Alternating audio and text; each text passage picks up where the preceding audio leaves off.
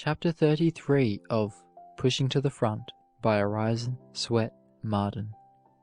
Chapter 33 Self-Improvement Through Public Speaking. It does not matter whether you want to be a public speaker or not. Everybody should have such complete control of himself, should be so self-centered and self-posed that he can get up in any audience, no matter how large or formidable, and express his thoughts clearly and distinctly. Self-expression in some manner is the only means of developing mental power.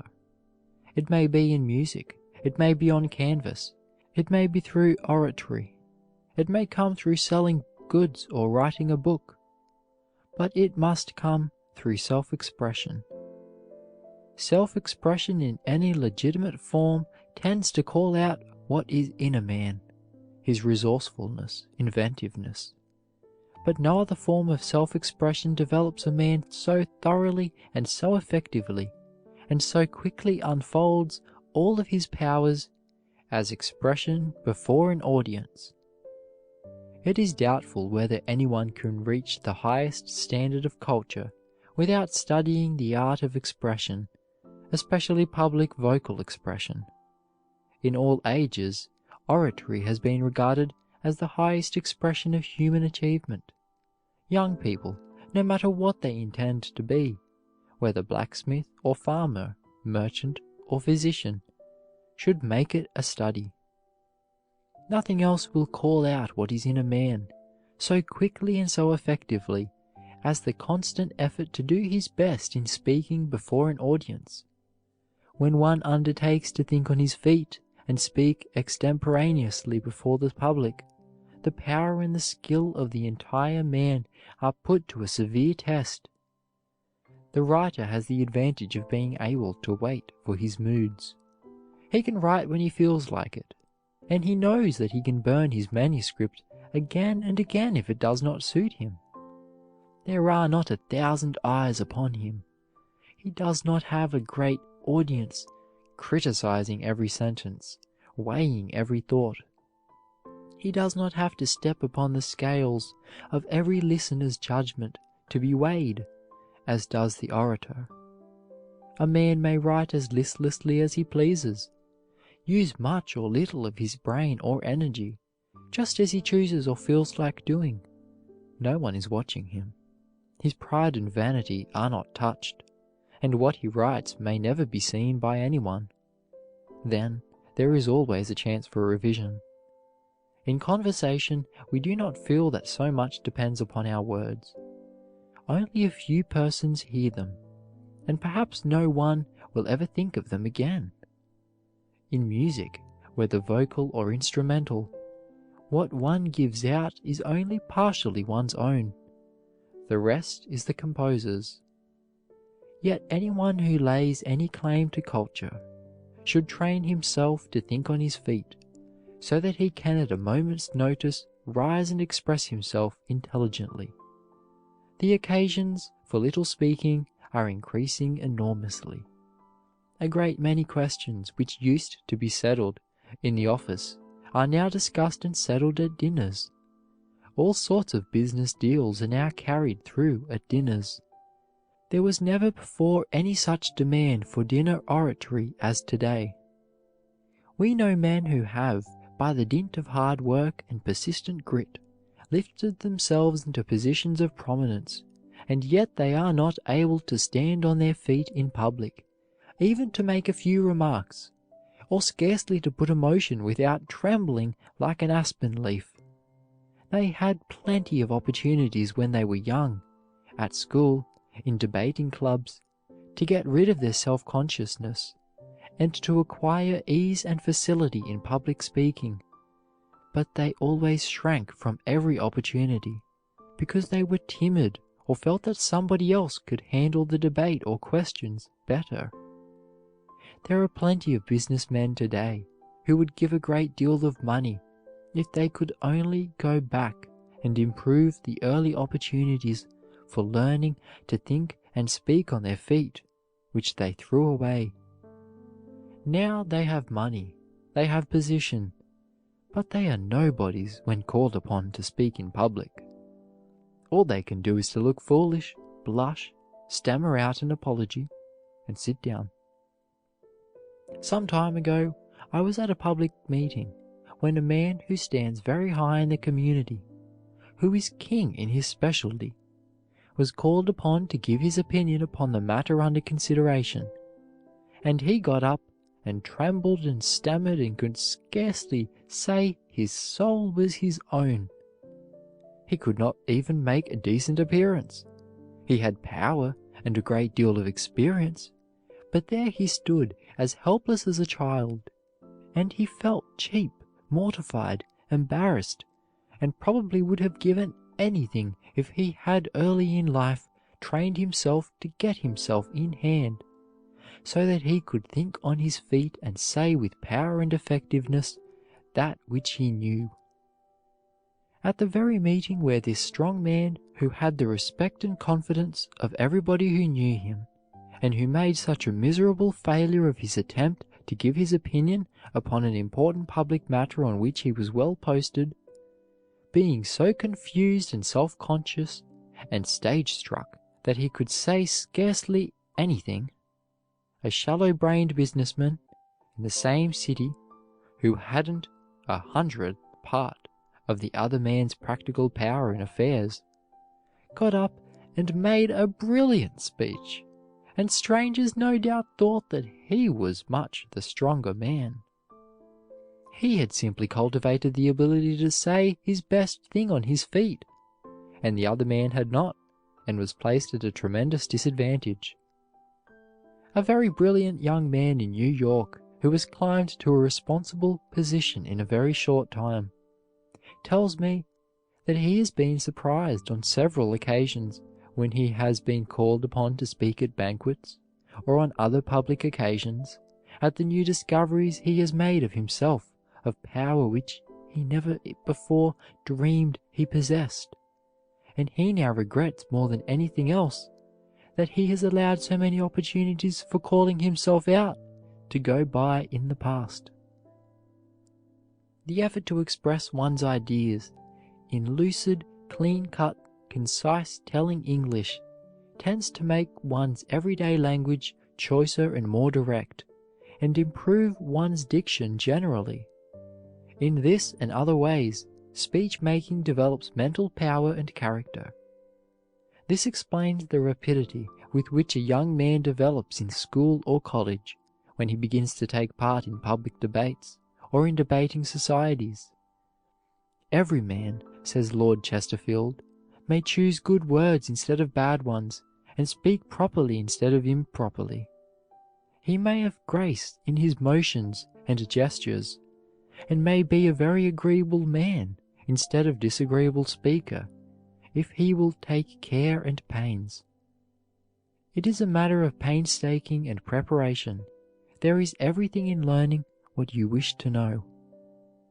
Your vocal culture, manner, and mental furnishing are to be made a matter for thought and careful training. Nothing will tire an audience more quickly than monotony. Everything expressed on the same dead level. There must be variety. The human mind tires very quickly without it. This is especially true of a monotonous tone. It is a great art to be able to raise and lower the voice with sweet flowing cadences which please the ear. Gladstone said, 99 men in every 100 never rise above mediocrity, because the training of the voice is entirely neglected and considered of no importance. It was indeed said of a certain Duke of Devonshire that he was the only English statesman who ever took a nap during the progress of his own speech. He was a perfect genius for dry, uninteresting oratory, moving forward with a monotonous droning, and pausing now and then, as if refreshing himself by slumber. In thinking on one's feet before an audience, one must think quickly, vigorously, effectively. At the same time, he must speak effectively through a properly modulated voice, with proper facial and bodily expression and gesture. This requires practice in early life. In youth, the would-be orator must cultivate robust health, since force, enthusiasm, conviction, willpower are greatly affected by physical condition. One, too, must cultivate bodily posture and have good habits at easy command. What would have been the result of Webster's reply to Hayne, the greatest oratorical effort ever made on this continent, if he had sat down in the Senate and put his feet on his desk? Think of a great singer like Nordica attempting to electrify an audience while lounging on a sofa or sitting in a slouchy position. An early training for effective speaking will make one careful to secure a good vocabulary by good reading and a dictionary. One must know words. There is no class of people put to such a severe test of showing what is in them as public speakers. No other men who run such a risk of exposing their weak spots or making fools of themselves in the estimation of others as do orators. Public speaking, thinking on one's feet, is a powerful educator, except to the thick-skinned man, the man who has no sensitiveness, or who does not care for what others think of him. Nothing else so thoroughly discloses a man's weaknesses or shows up his limitations of thought, his poverty of speech, his narrow vocabulary. Nothing else is such a touchstone of the character and the extent of one's reading, the carefulness or carelessness of his observation. Close, compact statement must be had. Learn to stop when you get through. Do not keep stringing out conversation or argument after you have made your point. You only weaken your case and prejudice people against you for your lack of tact, good judgment, or sense of proportion. Do not neutralize all the good impression you have made by talking on and on long after you have made your point. The attempt to become a good public speaker is a great awakener of all the mental faculties.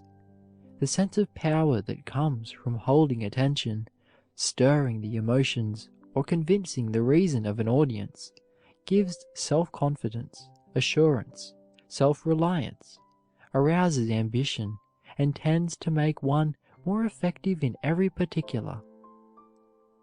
One's manhood, character, learning, judgment of his opinions, all things that go to make him what he is, are being unrolled like a panorama. Every mental faculty is quickened, every power of thought and expression spurred. Thoughts rush for utterance, words press for choice. The speaker summons all his reserves of education, of experience, of natural or acquired ability, and masses all his forces in the endeavor to capture the approval and applause of the audience. Such an effort takes hold of the entire nature, beads the brow, fires the eye, flushes the cheek, and sends the blood surging through the veins. Dormant impulses are stirred, half-forgotten memories revived, the imagination quickened to see figures and similes that would never come to calm thought.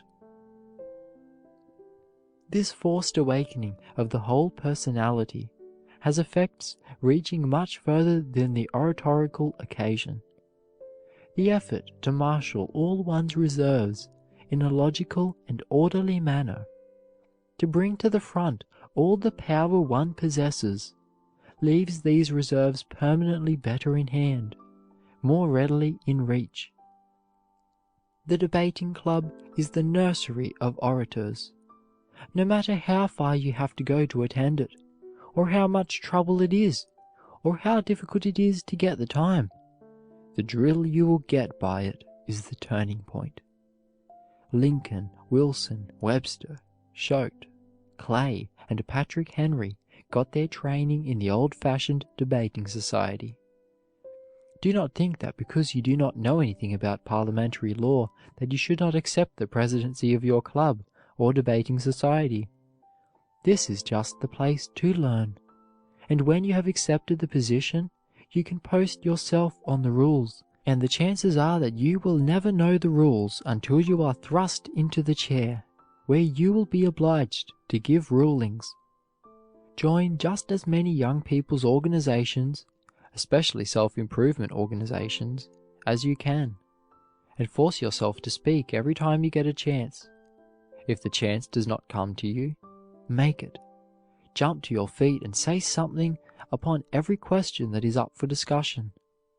Do not be afraid to rise to put a motion or to second it, or give your opinion upon it. Do not wait until you are better prepared. You never will be. Every time you rise to your feet will increase your confidence, and after a while you will form the habit of speaking until it will be as easy as anything else. And there is no one thing which will develop young people so rapidly and effectively as the debating clubs and discussions of all sorts. A vast number of our public men have owed their advance more to the old-fashioned debating societies than anything else. Here they learned confidence, self-reliance, they discovered themselves. It was here they learned not to be afraid of themselves, to express their opinions with force and independence. Nothing will call a young man out more than the struggle in a debate to hold his own. It is strong, vigorous exercise for the mind, as wrestling is for the body. Do not remain way back on the back seat. Go up front. Do not be afraid to show yourself. This shrinking into a corner and getting out of sight and avoiding publicity is fatal to self-confidence. It is so easy and seductive, especially for boys and girls in school or college, to shrink from the public debates or speaking on the ground that they are not quite well enough educated at present. They want to wait until they can use a little better grammar, until they have read more history and more literature, until they have gained a little more culture and ease of manner. The way to acquire grace, ease, facility, the way to get poise and balance, so that you will not feel disturbed in public gatherings, is to get the experience. Do the thing so many times that it will become second nature to you. If you have an invitation to speak, no matter how much you may shrink from it, or how timid or shy you may be, resolve that you will not let this opportunity for self-enlargement slip by you. We know of a young man who has a great deal of natural ability for public speaking, and yet he is so timid that he always shrinks from accepting invitations to speak at banquets or in public, because he is so afraid that he has not had experience enough. He lacks confidence in himself. He is so proud and so afraid that he will make some slip which will mortify him, that he has waited and waited and waited until now he is discouraged and thinks that he will never be able to do anything in public speaking at all. He would give anything in the world if he had only accepted all of the invitations he has had, because then he would have profited by experience. It would have been 1,000 times better for him to have made a mistake, or even to have broken down entirely a few times, than to have missed the scores of opportunities which would undoubtedly have made a strong public speaker of him. What is technically called stage fright is very common. A college boy recited an address to the conscript fathers. His professor asked, "Is that the way Caesar would have spoken it?" "Yes," he replied, "if Caesar had been scared half to death, and as nervous as a cat." An almost fatal timidity seizes on an inexperienced person when he knows that all eyes are watching him, that everybody in his audience is trying to measure and weigh him, studying him, scrutinizing him, to see how much there is in him, what he stands for, and making up their minds whether he measures more or less than they expected. Some are constitutionally sensitive. and so afraid of being gazed at that they don't dare to open their mouths, even when a question in which they are deeply interested and on which they have strong views is being discussed. At debating clubs, meetings of literary societies, or gatherings of any kind, they sit dumb, longing, yet fearing to speak. The sound of their own voices, if they should get on their feet to make a motion or to speak in a public gathering, would paralyze them. The mere thought of asserting themselves, of putting forward their views or opinions on any subject as being worthy of attention, or as valuable as those of their companions, makes them blush and shrink more into themselves. This timidity is often, however, not so much the fear of one's audience as the fear lest one can make no suitable expression of his thought. The hardest thing for the public speaker to overcome is self-consciousness. Those terrible eyes which pierce him through and through, which are measuring him, criticizing him, are very difficult to get out of one's consciousness. But no orator can make a great impression until he gets rid of himself, until he can absolutely annihilate his self-consciousness, forget himself in his speech. While he is wondering what kind of an impression he is making, what people think of him, his power is crippled, and his speech to that extent will be mechanical, wooden. Even a partial failure on the platform has good results, for it often arouses a determination to conquer the next time, which never leaves one. Demosthenes' heroic efforts, and Disraeli's "The time will come when you will hear me," are historic examples. It is not the speech, but the man behind the speech, that wins a way to the front. One man carries weight because he is himself the embodiment of power. He is himself convinced of what he says. There is nothing of the negative, the doubtful, the uncertain in his nature. He not only knows a thing, but he knows that he knows it. His opinion carries with it the entire weight of his being. The whole man gives consent to his judgment. He himself is in his conviction, in his act. One of the most entrancing speakers I have ever listened to, a man to hear whom people would go long distances and stand for hours to get admission to the hall where he spoke, never was able to get the confidence of his audience because he lacked character. People liked to be swayed by his eloquence. There was a great charm in the cadences of his perfect sentences, but somehow they could not believe what he said. The orator must be sincere. The public is very quick to see through shams. If the audience sees mud at the bottom of your eye, that you are not honest yourself, that you are acting, they will not take any stock in you. It is not enough to say a pleasing thing, an interesting thing. The orator must be able to convince, and to convince others, he must have strong convictions. Great speeches have become the beacon lights of history. Those who are prepared acquire a worldwide influence when the fit occasion comes.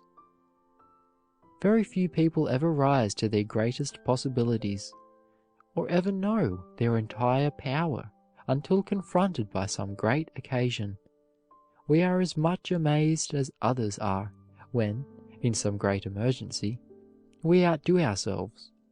Somehow the power that stands behind us in the silence, in the depths of our natures, comes to our relief, intensifies our faculties 1,000-fold, and enables us to do things which before we thought impossible.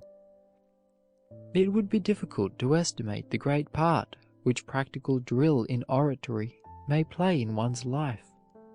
Great occasions, when nations have been in peril, have developed and brought out some of the greatest orators of the world. Cicero, Mirabeau, Patrick Henry, Webster, and John Bright might all be called to witness to this fact. The occasion had much to do with the greatest speech delivered in the United States Senate, Webster's reply to Hayne.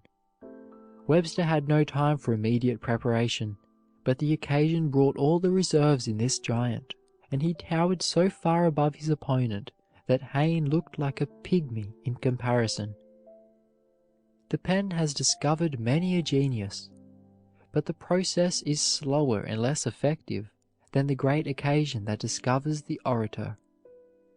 Every crisis calls out ability, previously undeveloped, and perhaps unexpected. No orator living was ever great enough to give out the same power and force and magnetism to an empty hall, to empty seats, that he could give to an audience capable of being fired by his theme. In the presence of the audience lies a fascination, an indefinable magnetism that stimulates all the mental faculties and acts as a tonic and vitalizer. An orator can say before an audience what he could not possibly say before he went on the platform, just as we can often say to a friend in animated conversation things which we could not possibly say when alone. As when two chemicals are united, a new substance is formed from the combination, which did not exist in either alone. He feels surging through his brain the combined force of his audience, which he calls inspiration, a mighty power which did not exist in his own personality.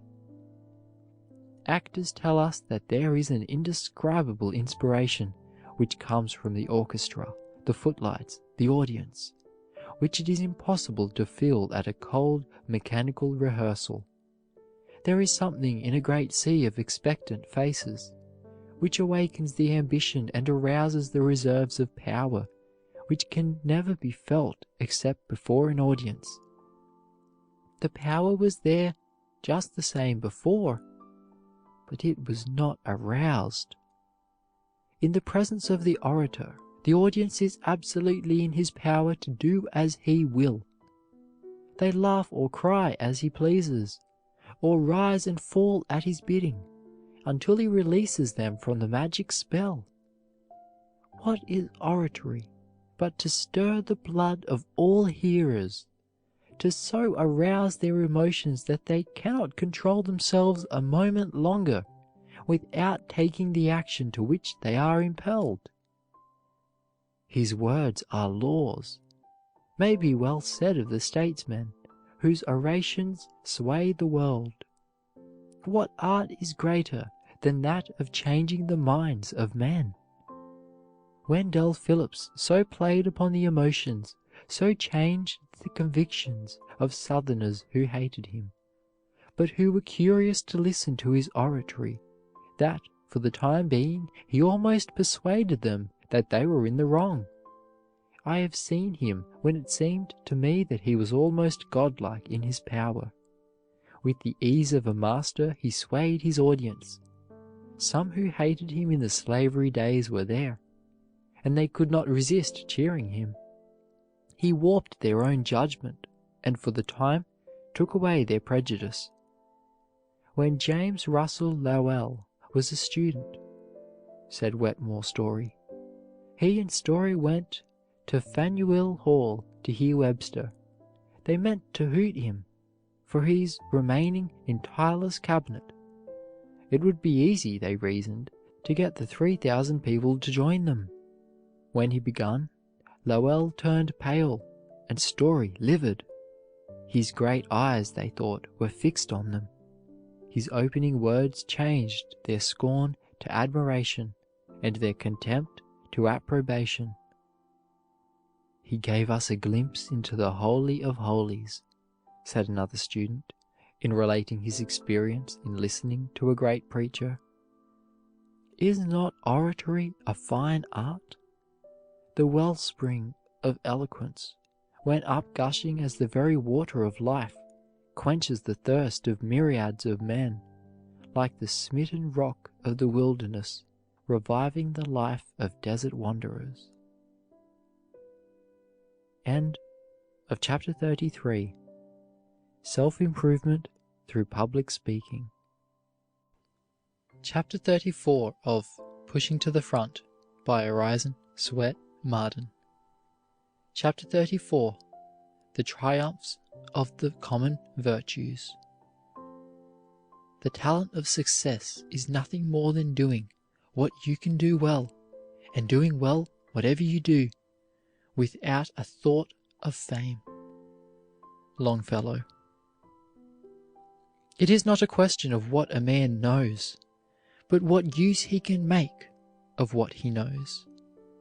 J. G. Holland.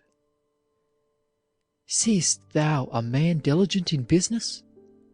He shall stand before kings. Solomon. The most encouraging truth that can be impressed upon the mind of youth is this: what man has done, man may do. Men of great achievements are not to be set on pedestals and reverenced as exceptions to the average of humanity. Instead, these great men are to be considered as setting a standard of success for the emulation of every aspiring youth. Their example shows what can be accomplished by the practice of the common virtues: diligence, patience, thrift, self-denial, determination, industry, and persistence. We can best appreciate the uplifting power of these simple virtues, which all may cultivate and exercise, by taking some concrete example of great success, which has been achieved by patient plodding toward a definite goal. No more illustrious example of success won by the exercise of common virtues can be offered than Abraham Lincoln, rail splitter and president. Probably Lincoln has been the hero of more American boys during the last 2 generations than any other American character. Young people look upon him as a marvelous being, raised up for a divine purpose, and yet if we analyze his character, we find it made up of the humblest virtues, the commonest qualities. The poorest boys and girls who look upon him as a demigod possess these qualities. The strong thing about Lincoln was his manliness, his straightforward, downright honesty. You could depend upon him. He was ambitious to make the most of himself. He wanted to know something, to be somebody, to lift his head up from his humble environment and be of some account in the world. He simply wanted to better his condition. It is true that he had a divine hunger for growth, a passion for a larger and completer life than that of those about him. But there is no evidence of any great genius, any marvelous powers. He was a simple man, never straining after effect. His simplicity was his chief charm. Everybody who knew him felt that he was a man, a large-hearted, generous friend, always ready to help everybody and everything out of their troubles. Whether it was a pig stuck in the mire, a poor widow in trouble, or a farmer who needed advice, he had a helpful mind, open, frank, transparent. He never covered up anything, never had secrets. The door of his heart was always open, so that anyone could read his inmost thoughts. The ability to do hard work and to stick to it is the right hand of genius and the best substitute for it. In fact, that is genius. If young people were to represent Lincoln's total success by 100, they would probably expect to find some brilliant faculty which would rank at least 50% of the total.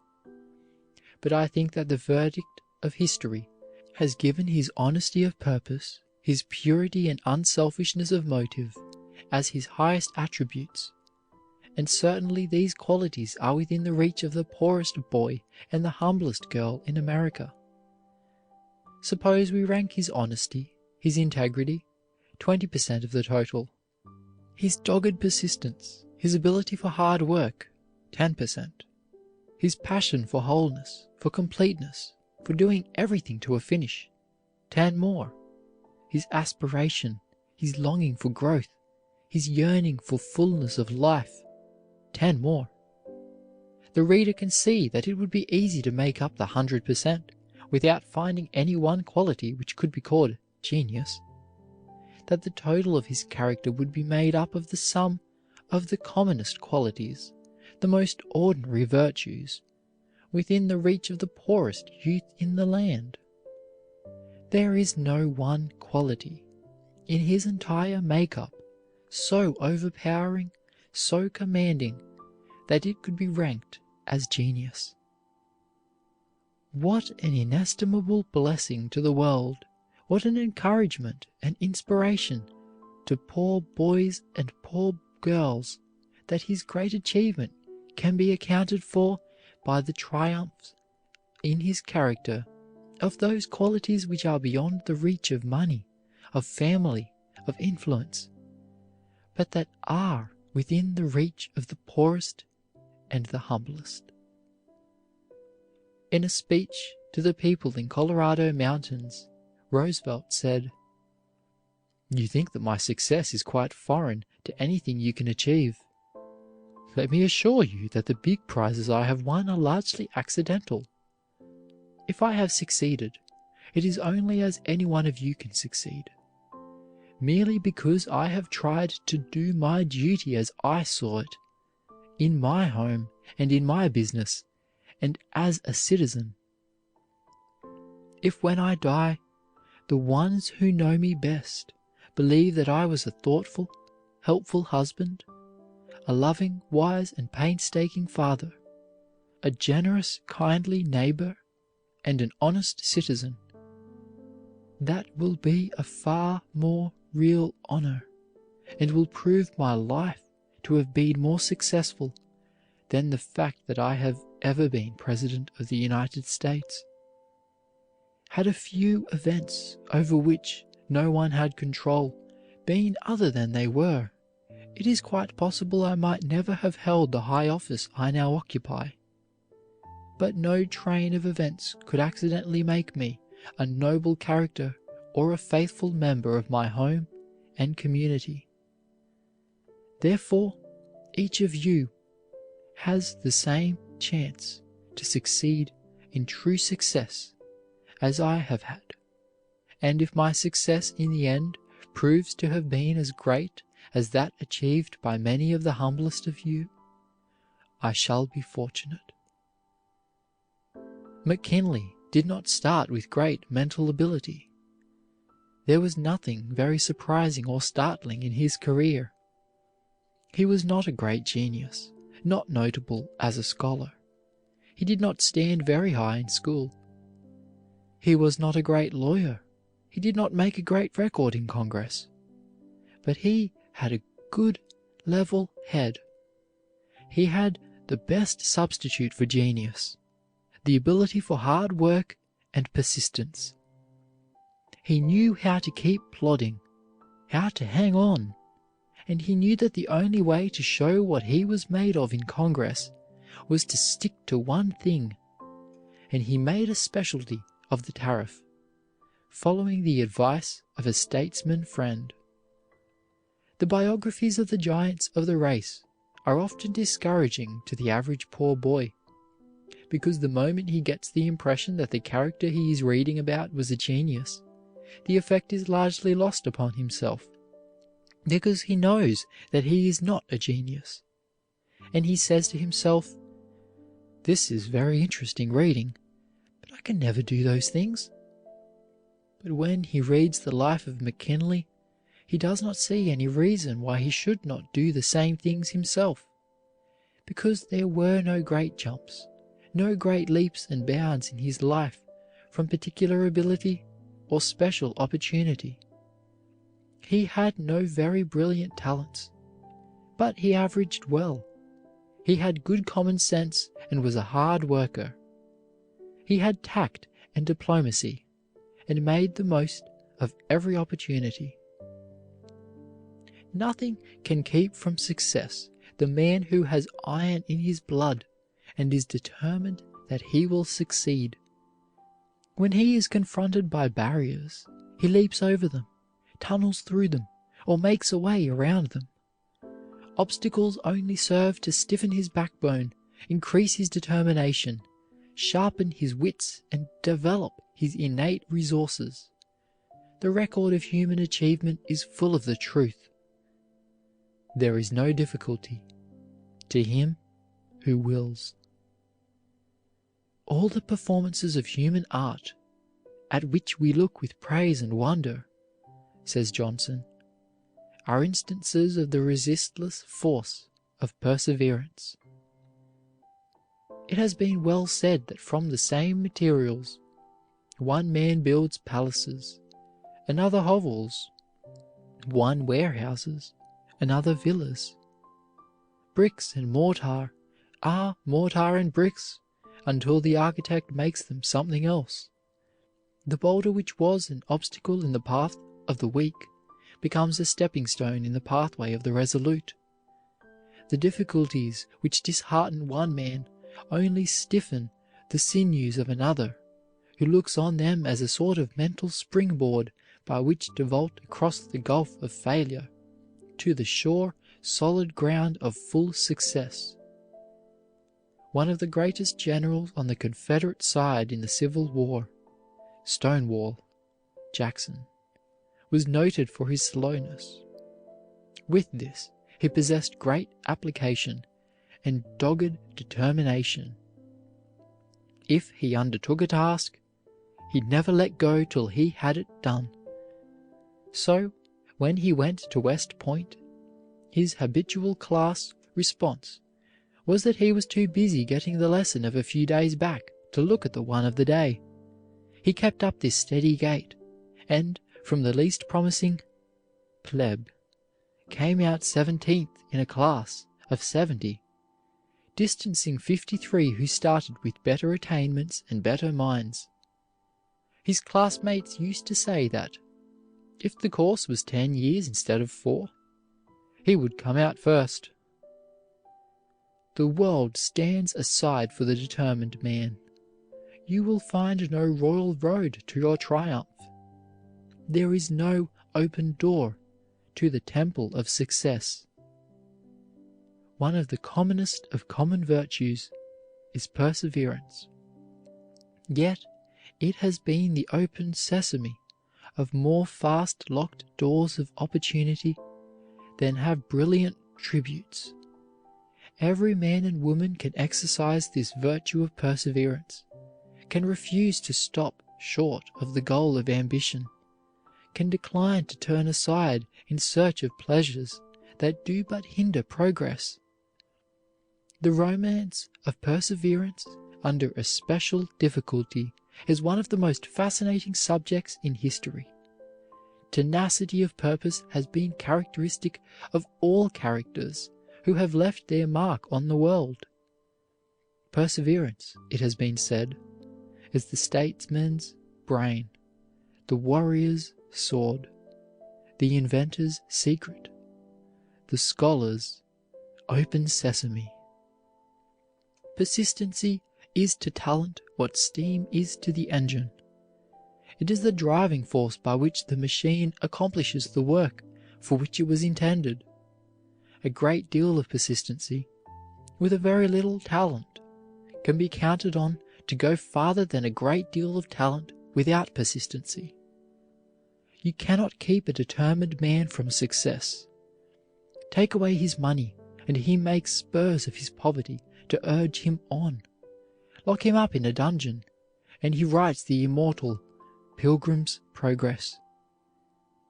Stick to a thing and carry it through in all its completeness and proportion, and you will become a hero. You will think better of yourself. Others will exalt you. Thoroughness is another of the common virtues which all may cultivate. The man who puts his best into every task will leave far behind the man who lets a job go with the comment, "That's good enough." Nothing is good enough unless it reflects our best. Daniel Webster had no remarkable traits of character in his boyhood.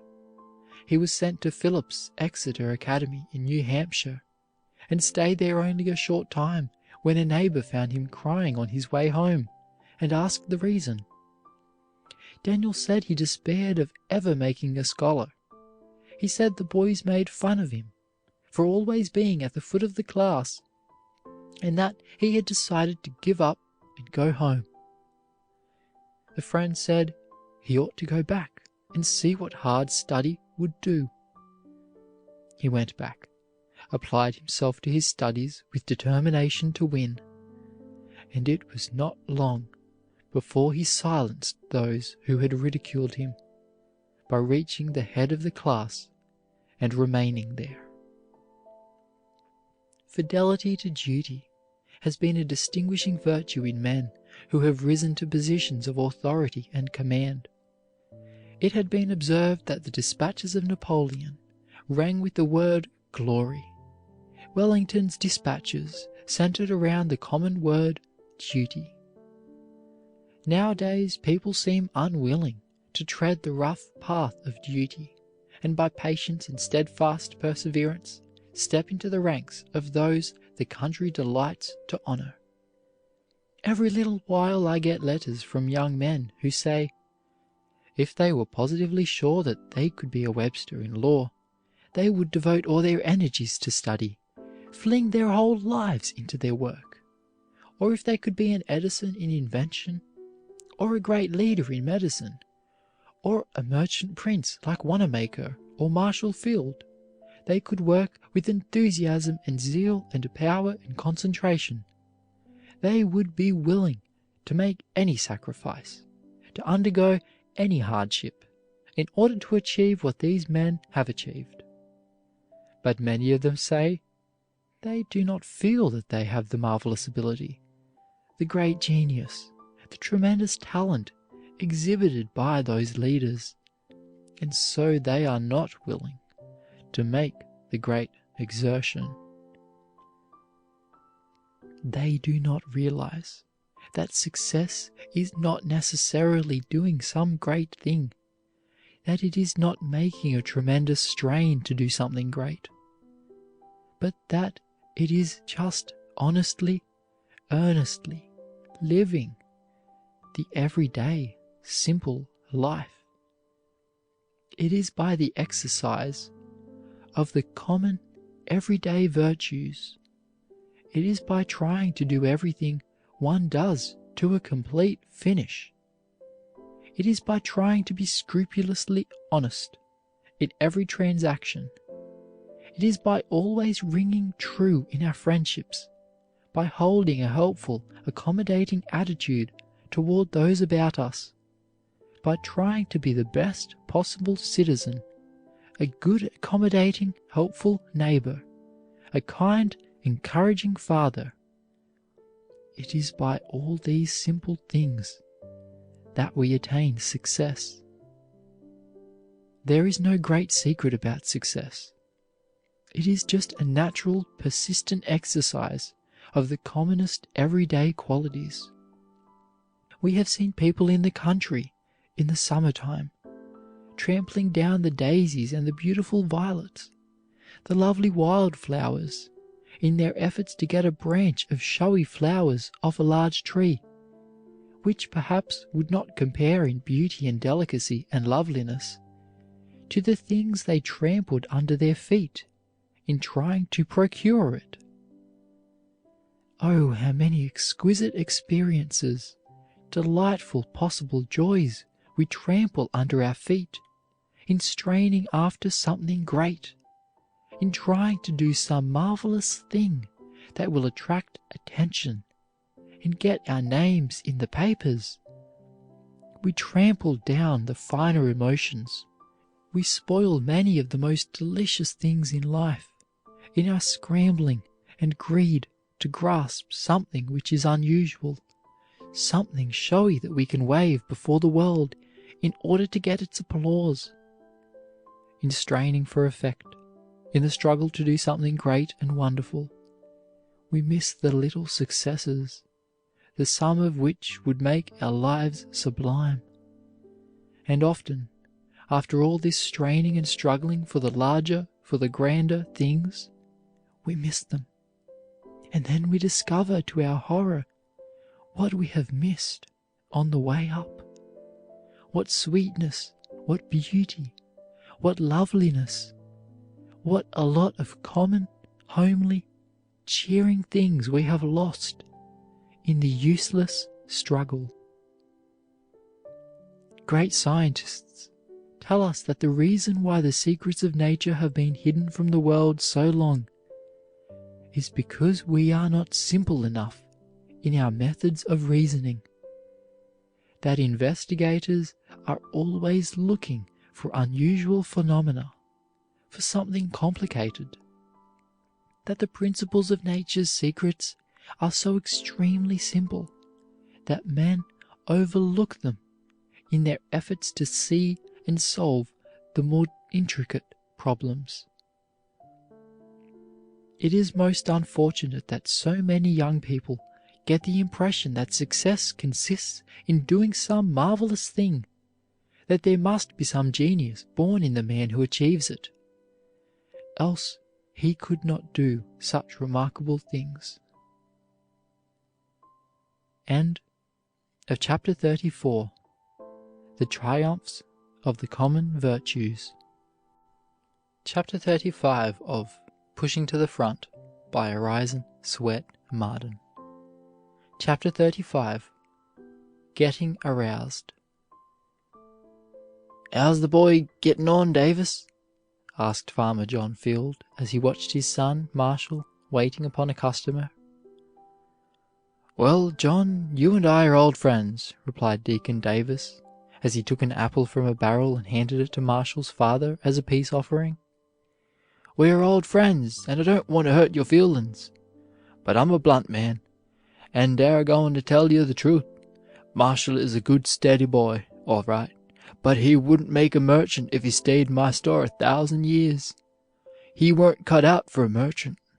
Take him back to the farm, John, and teach him how to milk cows."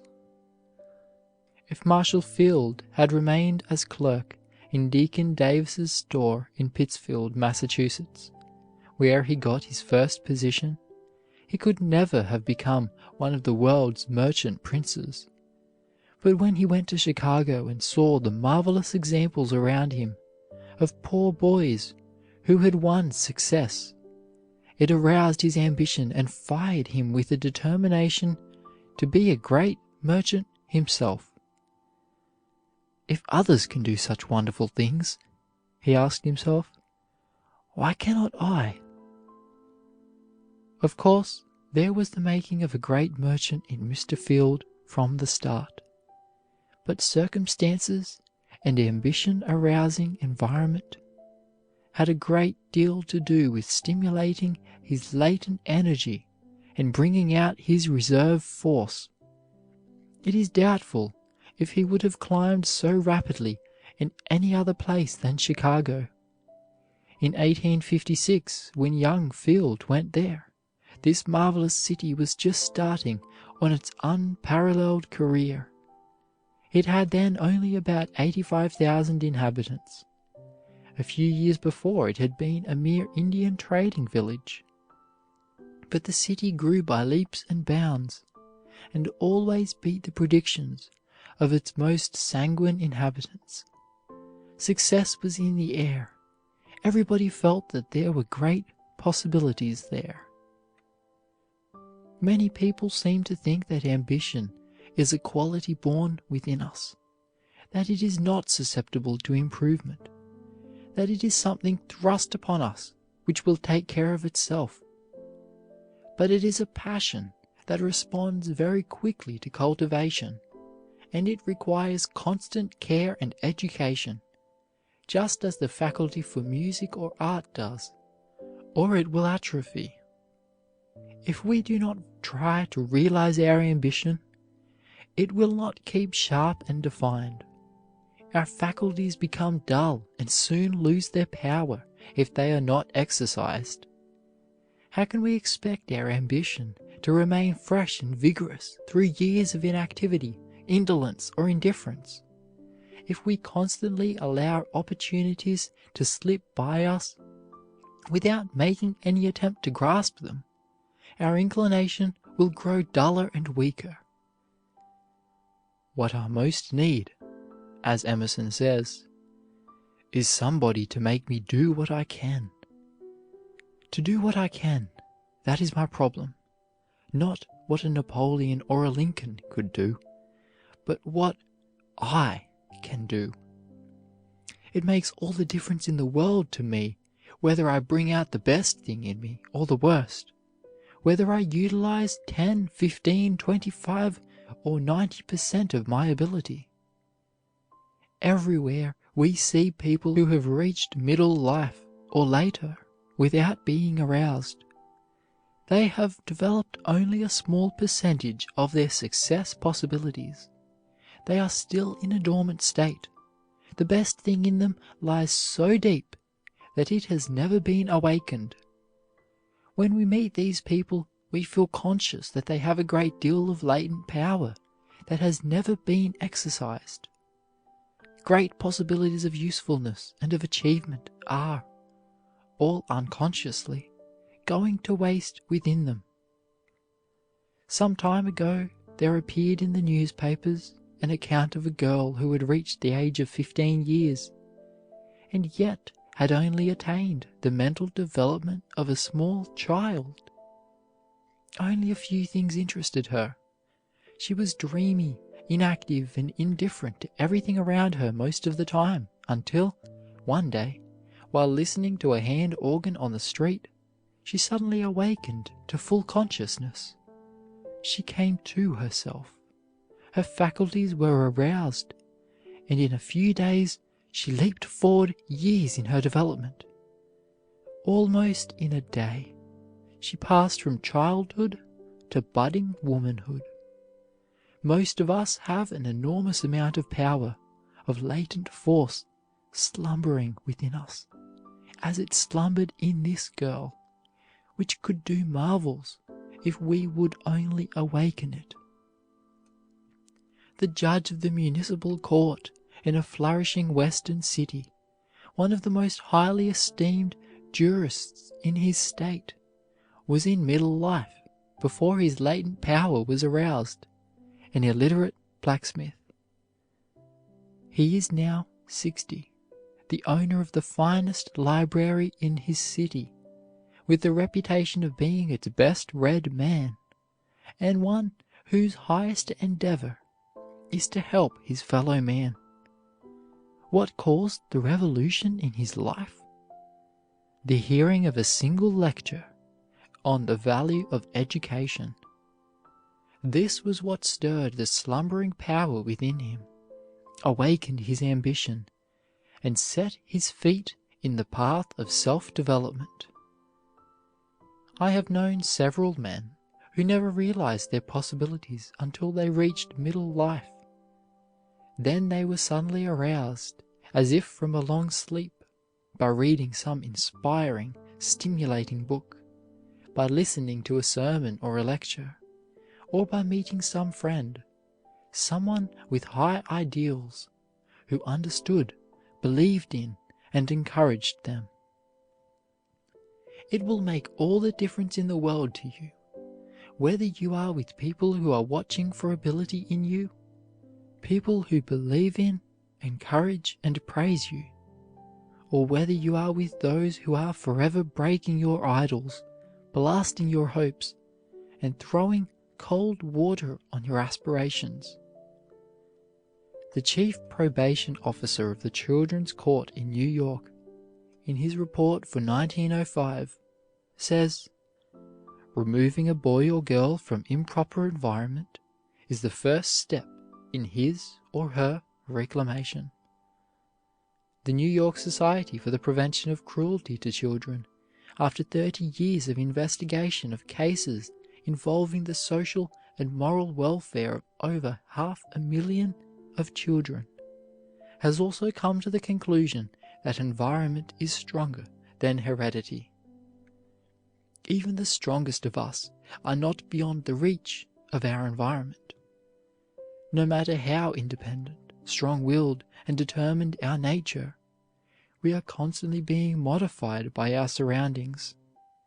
Take the best-born child with the greatest inherited advantages, and let it be reared by savages, and how many of its inherited tendencies will remain? If brought up from infancy in a barbarous, brutal atmosphere, it will of course become brutal. The story is told of a well-born child who, being lost or abandoned as an infant, was suckled by a wolf with her own young ones, and who actually took on all the characteristics of the wolf, walked on all fours, howled like a wolf, and ate like one. It does not take much to determine the lives of most of us. We naturally follow the examples about us, and as a rule, we rise or fall according to the strongest current in which we live. The poet's "I am a part of all that I have met" is not a mere poetic flight of fancy. It is an absolute truth. Everything, every sermon or lecture or conversation you have heard, every person who has touched your life, has left an impress upon your character, and you are never quite the same person after the association or experience. You are a little different, modified somewhat from what you were before, just as Beecher was never the same man after reading Ruskin. Some years ago, a party of Russian workmen were sent to this country by a Russian firm of shipbuilders in order that they might acquire American methods and catch the American spirit. Within 6 months, the Russians had become almost the equals of the American artisans among whom they worked. They had developed ambition, individuality, personal initiative, and a marked degree of excellence in their work. A year after their return to their own country, the deadening, non-progressive atmosphere about them had done its work. The men had lost the desire to improve. They were again plodders, with no goal beyond the day's work. The ambition aroused by stimulating environment had sunk to sleep again.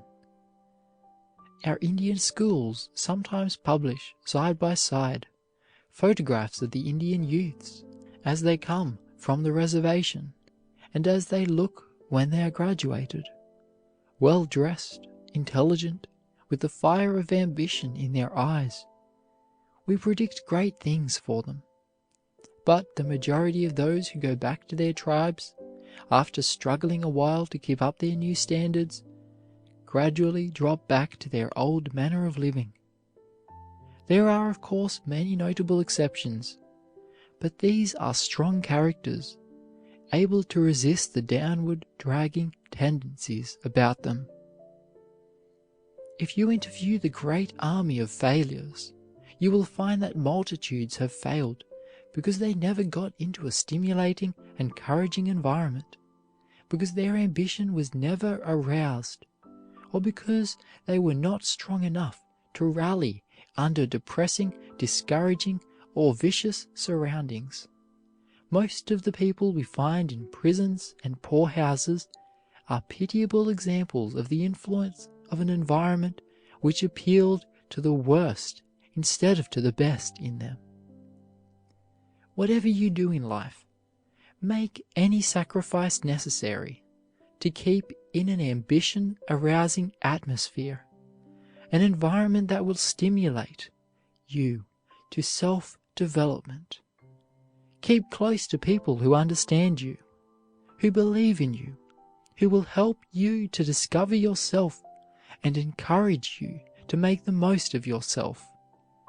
This may make all the difference to you between a grand success and a mediocre existence. Stick to those who are trying to do something and to be somebody in the world. People of high aims, lofty ambition, Keep close to those who are dead in earnest. Ambition is contagious. You will catch the spirit that dominates in your environment. The success of those about you who are trying to climb upward will encourage and stimulate you to struggle harder if you have not done quite so well yourself. There is a great power in a battery of individuals who are struggling for the achievement of high aims, a great magnetic force which will help you to attract the object of your ambition. It is very stimulating to be with people whose aspirations run parallel with your own. If you lack energy, if you are naturally lazy, indolent, or inclined to take it easy, you will be urged forward by the constant prodding of the more ambitious. End of chapter 35. Getting Aroused. Chapter 36 of Pushing to the Front by Orison Swett Marden. Chapter 36. The Man with an Idea. He who wishes to fulfill his mission must be a man of one idea, that is, of one great overmastering purpose, overshadowing all his aims and guiding and controlling his entire life. Bait. A healthful hunger for a great idea is the beauty and blessedness of life. Jean Ingelow. A profound conviction raises a man above the feeling of ridicule. J. Stuart Mill. Ideas go booming through the world louder than cannon. Thoughts are mightier than armies. Principles have achieved more victories than horsemen or chariots. W. M. Paxton. What are you bothering yourselves with a knitting machine for? Asked Ari Davis of Boston, a manufacturer of instruments. Why don't you make a sewing machine? His advice had been sought by a rich man and an inventor who had reached their wits' ends in the vain attempt to produce a device for knitting woolen goods. I wish I could, but it can't be done. Oh, yes, it can, said Davis. I can make one myself. Well, the capitalist replied, you do it, and I'll insure you an independent fortune. The words of Davis were uttered in a spirit of jest, but the novel idea found lodgment in the mind of one of the workmen who stood by, a mere youth of 20, who was thought not capable of a serious idea. But Elias Howe was not so rattle-headed as he seemed, and the more he reflected, the more desirable such a machine appeared to him. 4 years passed, and with a wife and 3 children, to support in a great city on a salary of $9 a week, the light-hearted boy had become a thoughtful, plodding man. The thought of the sewing machine haunted him night and day, and he finally resolved to produce one. After months wasted in the effort to work a needle pointed at both ends, with the eye in the middle, that should pass up and down through the cloth, suddenly the thought flashed through his mind that another stitch might be possible, and with almost insane devotion he worked night and day until he had made a rough model of wood and wire that convinced him of ultimate success.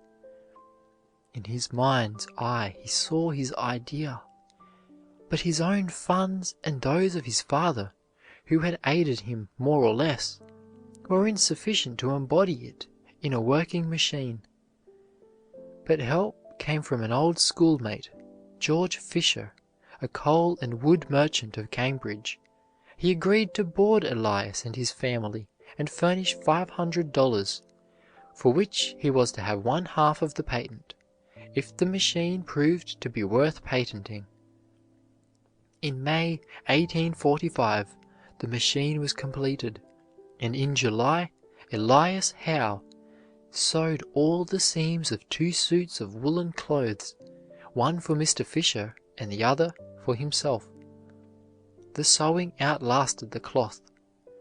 This machine, which is still preserved, will sew 300 stitches a minute, and is considered more nearly perfect than any other prominent invention at its first trial. There is not one of the millions of sewing machines now in use that does not contain some of the essential principles of this first attempt.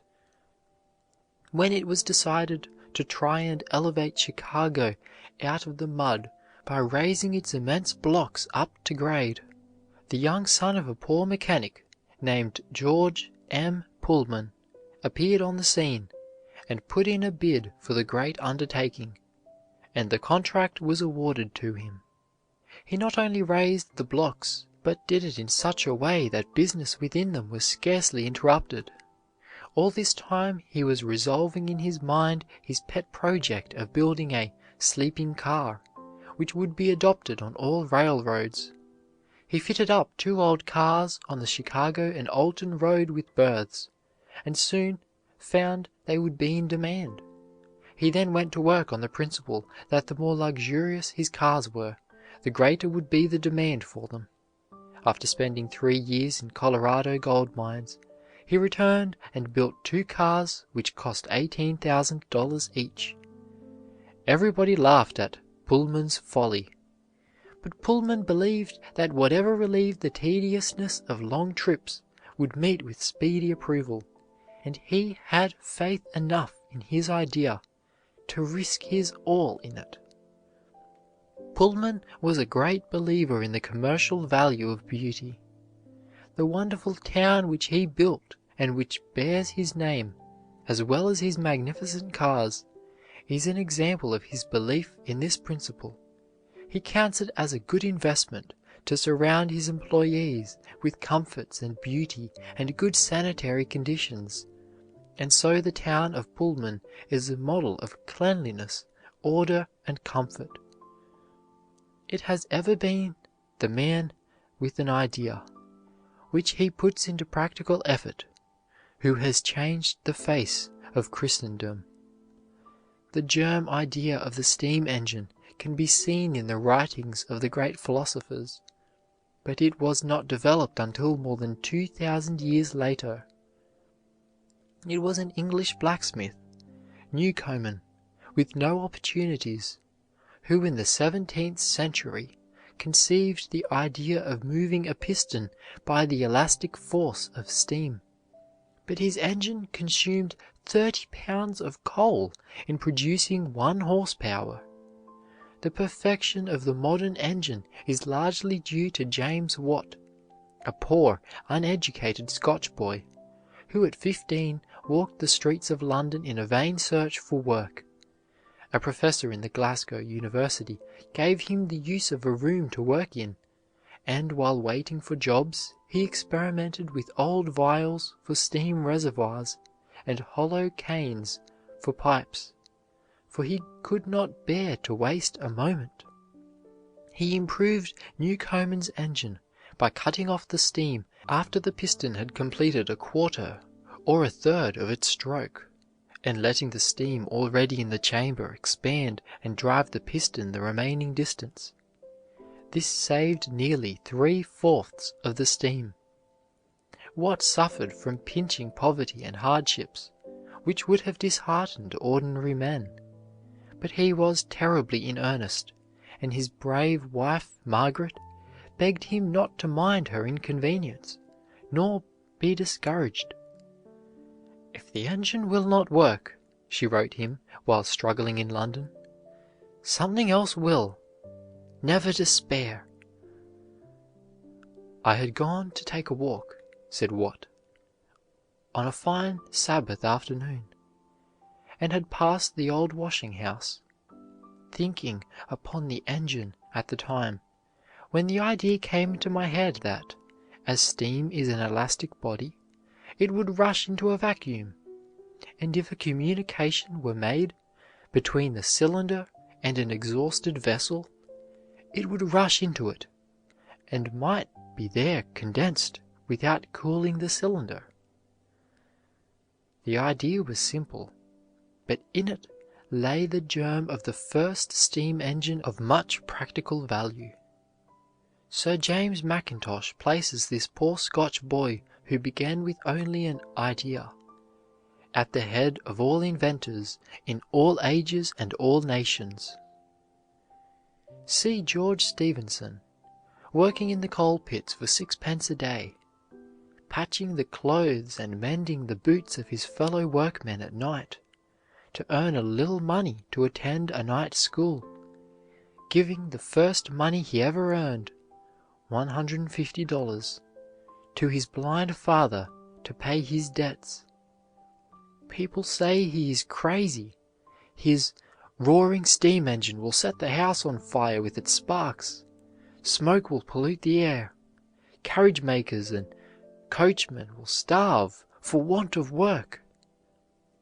For 3 days the committee of the House of Commons plies questions to him. This was one of them. If a cow get on the track of the engine traveling 10 miles an hour, will it not be an awkward situation? Yes, very awkward, indeed, for the coup, replied Stephenson. A government inspector said that if a locomotive ever went 10 miles an hour, he would undertake to eat a stewed engine for breakfast. What can be more palpably absurd and ridiculous than the prospect held out of locomotives traveling twice as fast as horses? Asked a writer in the English Quarterly Review for March 1825. We should as soon expect the people of Woolwich to suffer themselves to be fired off upon one of Congreve's rockets, as to trust themselves to the mercy of such a machine going at such a rate. We trust that Parliament will, in all the railways it may grant, limit the speed to 8 or 9 miles an hour, which we entirely agree with Mr. Sylvester is as great as can be ventured upon. This article referred to Stephenson's proposition to use his newly invented locomotive instead of horses on the Liverpool and Manchester Railroad, then in process of construction. The company decided to lay the matter before 2 leading English engineers, who reported that steam would be desirable only when used in stationary engines 1½ miles apart, drawing the cars by means of ropes and pulleys. But Stephenson persuaded them to test his idea by offering a prize of about $2,500 for the best locomotive produced at a trial to take place October 6, 1829. On the eventful day, thousands of spectators assembled to watch the competition of 4 engines, the Novelty, the Rocket, the Perseverance, and the Sanspareil. The Perseverance could make but 6 miles an hour, and so was ruled out, as the conditions called for at least 10. The Sanspareil made an average of 14 miles an hour, but as it burst a water pipe, it lost its chance.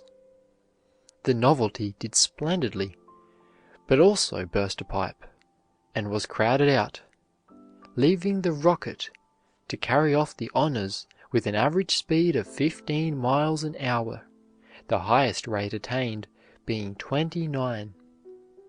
This was Stephenson's locomotive, and so fully vindicated his theory that the idea of stationary engines on a railroad was completely exploded.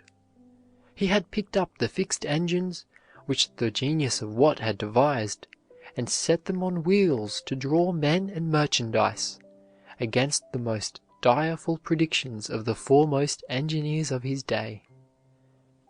In all the records of invention, there is no more sad or affecting story than that of John Fitch. Poor he was in many senses, poor in appearance, poor in spirit. He was born poor, lived poor, and died poor. If there ever was a true inventor, This man was one. He was one of those eager souls that would coin their own flesh to carry their point. He only uttered the obvious truth when he said one day, in a crisis of his invention, that if he could get £100 by cutting off one of his legs, he would gladly give it to the knife. He tried in vain both in this country and in France to get money to build his steamboat. He would say, "You and I will not live to see the day, but the time will come when the steamboat will be preferred to all other modes of conveyance, when steamboats will ascend the western rivers from New Orleans to Wheeling, and when steamboats will cross the ocean. Johnny Fitch will be forgotten, but other men will carry out his ideas and grow rich and great upon them."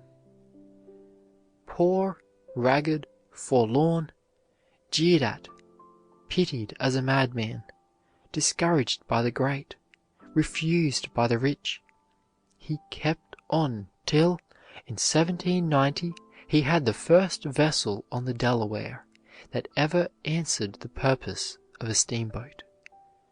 It ran 6 miles an hour against the tide, and 8 miles with it. At noon on Friday, August 4th, 1807, a crowd of curious people might have been seen along the wharves of the Hudson River. They had gathered to witness what they considered a ridiculous failure of a crank, who proposed to take a party of people up the Hudson River to Albany in what he called a steam vessel named the Clermont. Did anybody ever hear of such a ridiculous idea as navigating against the current up the Hudson in a vessel without sails? "The thing will bust," says one. "It will burn up," says another. "And they will all be drowned," exclaims a third, as he sees vast columns of black smoke shoot up with showers of brilliant sparks. Nobody present, in all probability, ever heard of a boat going by steam. It was the opinion of everybody that the man who had tooled away his money and his time on the Clermont was little better than an idiot, and ought to be in an insane asylum. But the passengers go on board, the plank is pulled in, and the steam is turned on. The walking beam moves slowly up and down, and the Clermont floats out into the river. "It can never go upstream," the spectators persist. But it did go upstream. And the boy, who in his youth said there is nothing impossible, had scored a great triumph, and had given to the world the first steamboat that had any practical value. Notwithstanding that Fulton had rendered such great service to humanity, a service which has revolutionized the commerce of the world, he was looked upon by many as a public enemy. Critics and cynics turned up their noses when Fulton was mentioned. The severity of the world's censure, ridicule, and detraction has usually been in proportion to the benefit the victim has conferred upon mankind. As the Clermont burned pine wood, dense columns of fire and smoke belched forth from her smokestack while she glided triumphantly up the river, and the inhabitants along the banks were utterly unable to account for the spectacle. They rushed to the shore, amazed to see a boat on fire go against the stream so rapidly with neither oars nor sails. The noise of her great paddle wheels increased the wonder. Sailors forsook their vessels, and fishermen rowed home as fast as possible to get out of the way of the fire monster. The Indians were as much frightened as their predecessors were when the first ship approached their hunting ground on Manhattan Island. The owners of sailing vessels were jealous of the Clermont and tried to run her down. Others, whose interests were affected, denied Fulton's claim to the invention and brought suits against him. But the success of the Clermont soon led to the construction of other steamships all over the country. the government employed Fulton to aid in building a powerful steam frigate, which was called Fulton I. He also built a diving boat for the government for the discharge of torpedoes. By this time, his fame had spread all over the civilized world, and when he died in 1815, newspapers were marked with black lines, the legislature of New York wore badges of mourning, and minute guns were fired as the long funeral procession passed to Old Trinity Churchyard. Very few private persons were ever honored with such a burial. True, Dr. Lardner had proved to scientific men that a steamboat could not cross the Atlantic. But in 1810, the Savannah from New York appeared off the coast of Ireland under sail and steam, having made this impossible passage. Those on shore thought that a fire had broken out below the decks, and a king's cutter was sent to her relief.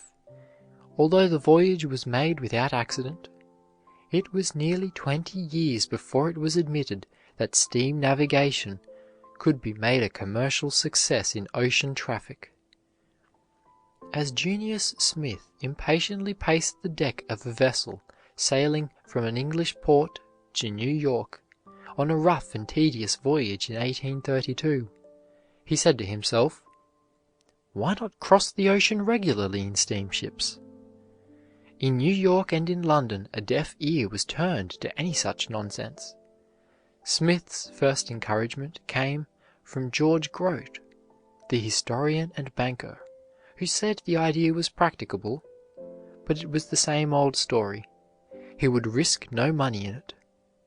At length Isaac Selby, a prominent business man of London, agreed to build a steamship of 2,000 tons, the British Queen. An unexpected delay in fitting the engines led the projectors to charter the Sirius, a river steamer of 700 tons, and send her to New York. Learning of this, other parties started from Bristol 4 days later in the Great Western, and both vessels arrived at New York the same day. Soon after, Smith made the round trip between London and New York in 32 days. What a sublime picture of determination and patience was that of Charles Goodyear of New Haven, buried in poverty and struggling with hardships for 11 long years to make India rubber of practical use. See him in prison for debt, pawning his clothes and his wife's jewelry to get a little money to keep his children, who were obliged to gather sticks in the field for fire, from starving.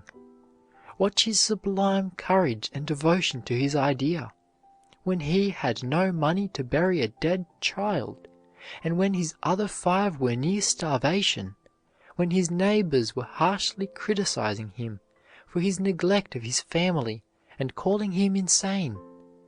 But behold his vulcanized rubber, the result of that heroic struggle applied to over 500 uses by 100,000 employees.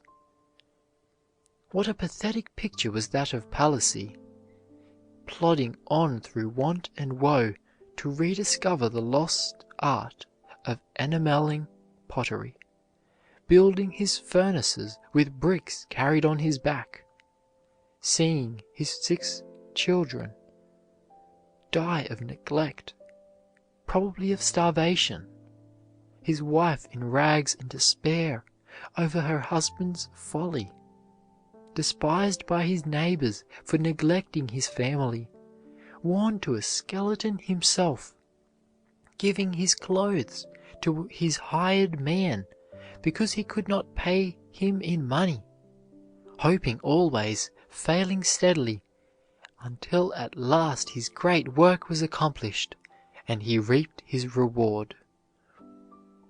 German unity was the idea engraven upon Bismarck's heart. What cared this Herculean despot for the Diet chosen year after year simply to vote down every measure he proposed? He was indifferent to all opposition. He simply defied and sent home every diet which opposed him. He could not play the game alone. To make Germany the greatest power in Europe, to make William of Prussia a greater potentate than Napoleon or Alexander, was his all-absorbing purpose. It mattered not what stood in his way, whether people, diet, or nation, all must bend to his mighty will. Germany must hold the deciding voice in the Areopagus of the world. He rode roughshod over everybody and everything that stood in his way, defiant of opposition, imperious, irrepressible.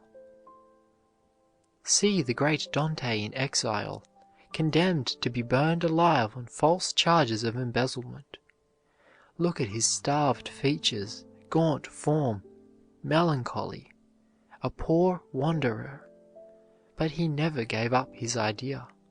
He poured out his very soul into his immortal poem, ever believing that right would at last triumph. Columbus was exposed to continual scoffs and indignities, being ridiculed as a mere dreamer and stigmatized as an adventurer. The very children, it is said, pointed to their foreheads as he passed, being taught to regard him as a kind of madman. An American was once invited to dine with Oken, the famous German naturalist. To his surprise, they had neither meats nor dessert, but only baked potatoes. Oken was too great a man to apologize for their simple fare. His wife explained, however, that her husband's income was very small, and that they preferred to live simply, in order that he might obtain books and instruments for his scientific researches. Before the discovery of ether, it often took a week, in some cases a month, to recover from the enormous dose, sometimes 500 drops of laudanum, given to a patient to deaden the pain during a surgical operation. Young Dr. Morton believed that there must be some means provided by nature to relieve human suffering during these terrible operations. But what could he do? He was not a chemist. He did not know the properties of chemical substances. He was not liberally educated.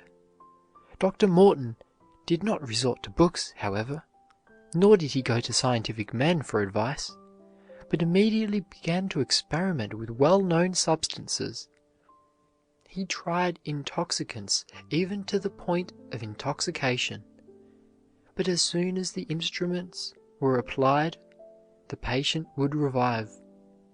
He kept on experimenting with narcotics in this manner, until at last he found what he sought in ether.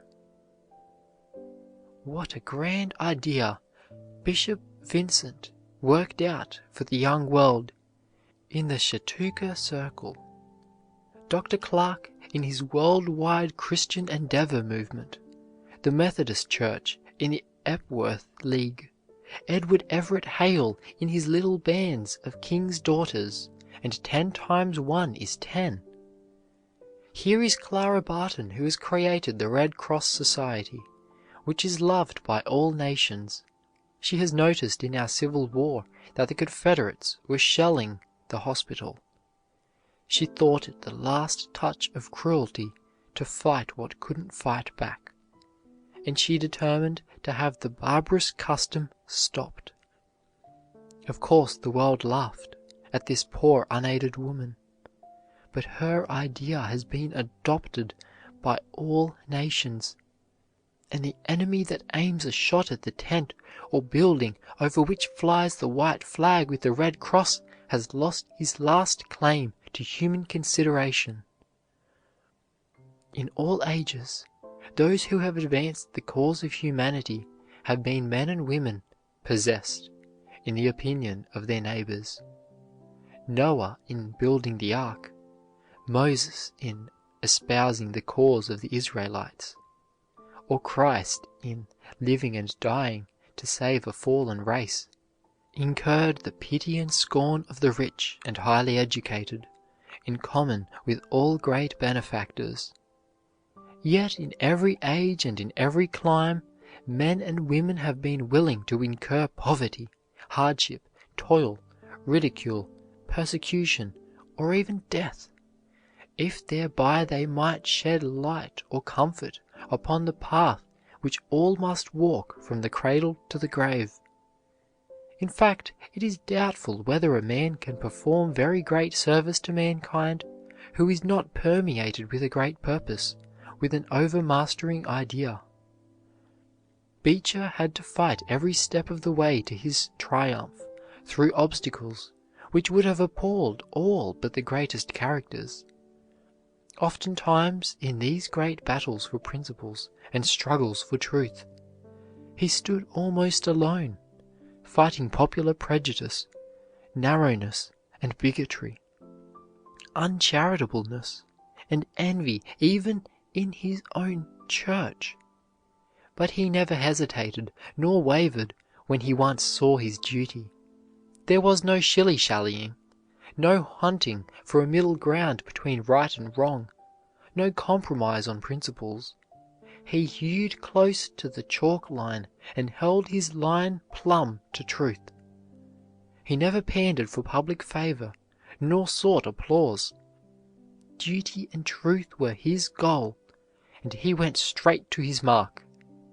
Other churches did not agree with him, nor his, but he was too broad for hatred, too charitable for revenge, and too magnanimous for envy. What tale of the Arabian Nights equals in fascination the story of such lives as those of Franklin, of Morse, Goodyear, Howe, Edison, Bell, Beecher, Gough, Mrs.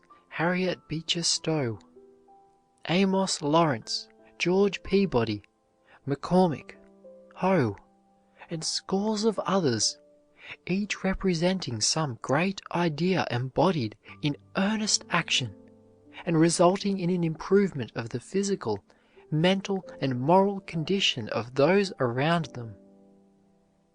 There are plenty of ideas left in the world yet. Everything has not been invented. All good things have not been done.